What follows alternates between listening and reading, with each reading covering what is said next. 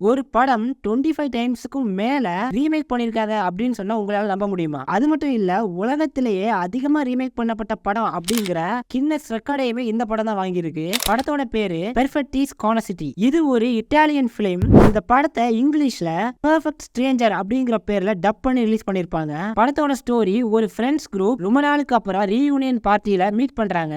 அந்த டைம்ல அவங்க எதிர்பார்க்காத கசப்பான உண்மைகள் எல்லாம் வெளியே வருது. அதனால அவங்களுக்குள்ள பிரச்சனைகளும் வருது. அதுக்கப்புறம் என்ன நடந்தது அப்படிங்கறத படத்தை பார்த்து தெரிஞ்சுக்கோங்க. 2016ல ரிலீஸ் ஆன இந்த இட்டாலியன் படத்தை 25 டைம்ஸுக்கும் மேல ரீமேக் பண்ணிருக்காங்க. அதுலயும் இந்தியால 4 தடவை ரீமேக் பண்ணிருக்காங்க. மலையாளம் இண்டஸ்ட்ரியில மோகன்லால் நடிச்ச 12th மேன், அப்புறம் 1001 நூல்கள், அப்புறமா இப்ப ரீசெண்டா ரிலீஸ் ஆன அக்ஷய்குமாரோட கெல் மெயின். இதே மாதிரி கன்னடா இண்டஸ்ட்ரியிலையும் அந்த படத்தை ரீமேக் பண்ணாங்க. படத்தோட பேரு லவுட் ஸ்பீக்கர். இந்த படங்கள் எல்லாமே இட்டாலியன் படத்தோட அபிஷியல் ரீமேக் தான். வீடியோ பிடிச்சிருந்தா லைக் பண்ணுங்க. பாய்.